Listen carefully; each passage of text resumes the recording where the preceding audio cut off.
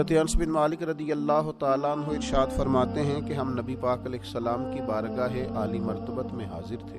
اچانک نبی پاک علیہ السلام نے مسکرانا شروع کیا، یہاں تک کہ میرے پیارے محبوب صلی اللہ تعالی علیہ وسلم کے مقدس دانت مبارک ظاہر ہو گئے۔ اور صحابہ فرماتے ہیں جب حضور مسکراتے تو دانتوں سے ایسا نور نکلتا تھا کہ مسجد نبوی شریف کی دیواریں بھی روشن ہو جاتی تھی۔ حضور مسکرائے تو سیدنا عمر رضی اللہ تعالیٰ عنہ نے عرض کیا کہ یا رسول اللہ صلی اللہ تعالیٰ علیہ وسلم، میرے ماں باپ آپ پر قربان ہو، کس بات پر آپ ہنسے؟ تو نبی پاک صلی اللہ تعالیٰ علیہ وسلم نے فرمایا، میرے دو امتی قیامت کے دن اللہ کی بارگاہ میں کھڑے ہوں گے اور ان میں سے ایک عرض کرے گا، یا اللہ، اس میرے بھائی نے مجھ پر ظلم کیا تھا، میرے اوپر اس نے جبر کیا تھا، تو مجھے اپنا حق اس سے لے کر دیا جائے۔ تو حضور علیہ السلام فرماتے ہیں اللہ تعالیٰ اس شخص سے فرمائے گا کہ اپنے بھائی کو اس کا حق دو۔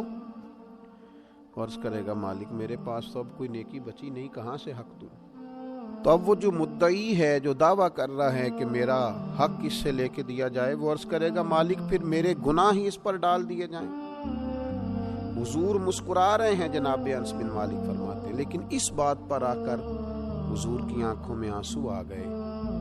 نبی کریم صلی اللہ تعالی علیہ وسلم فرمانے لگے، وہ بڑا ہولناک دن ہوگا قیامت کا۔ لوگ اس دن تلاش کریں گے کہ کوئی ایسا شخص ہمیں ملے، ضرورت محسوس کریں گے کہ جو ہمارا بوجھ اٹھائے۔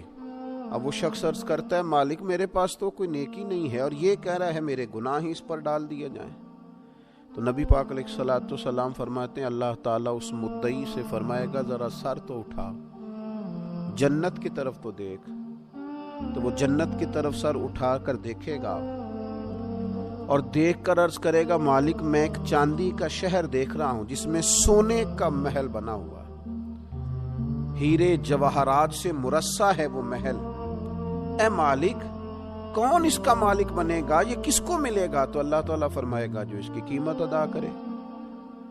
تو وہ عرض کرے گا، مالک اس کی قیمت کون ادا کرے گا؟ تو اللہ تبارک و تعالیٰ فرمائیں گے، تو بھی اس کا مالک بن سکتا ہے۔ تو بڑے تجسس سے، بڑے شوق سے عرض کرے گا، مالک میں کیسے مالک بن سکتا ہوں؟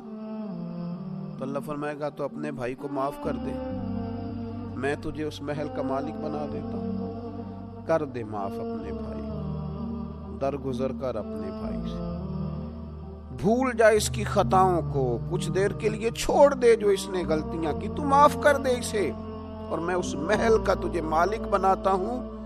نبی پاک صلی اللہ تعالی علیہ وسلم ارشاد فرماتے ہیں، وہ فوراً عرض کرے گا، مالک میں نے اپنے بھائی کو معاف کیا۔ تو اللہ تبارک و تعالی ارشاد فرمائے گا، اس کا ہاتھ پکڑ اور پھر اسے جنت میں ساتھ لے جا۔ جا، گویا میں نے اسے بھی جنت دی۔ یہاں شارحین حدیث نے لکھا ہے کہ یہ جس کو کہا جا رہا ہے کہ اس کو پکڑ کے جنت میں لے جا، اگرچہ اس سے غلطیاں ہوئی لیکن بعد میں اس نے توبہ سچی کی، اس نے اللہ کی بارگاہ میں گڑ گڑا کے معافیاں مانگی، اس نے کوشش کی حق ادا کرنے کی، لیکن اگر کچھ کمیاں رہ گئیں تو چونکہ سچا تھا، ادا کرنا چاہ رہا تھا، کچھ باتوں پہ پہنچ نہ سکا، تو آج اللہ تبارک و تعالی اس کی طرف سے لوگوں کو صلہ عطا کر رہا ہے۔ اللہ فرماتے ہیں، اس کا ہاتھ پکڑ اور جنت میں لے جا۔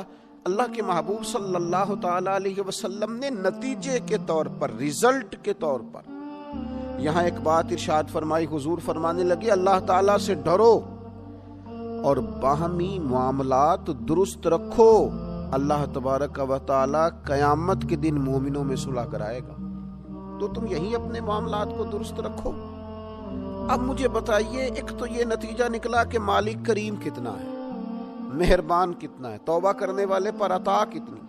دوسرا، حضور کی علم و حکمت کی اس گفتگو سے سمجھیے کہ اللہ درگزر کرنے والے کو عطا کتنا کرتا ہے، اور پھر یہ بھی دیکھیے کہ صلح کرانا کتنا مقدس کام ہے۔ دو بھائیوں کو ملا دینا، قریب کر دینا، روٹھے ہوئوں کو ایک دوسرے کے قریب کرنا کتنا عظیم کام۔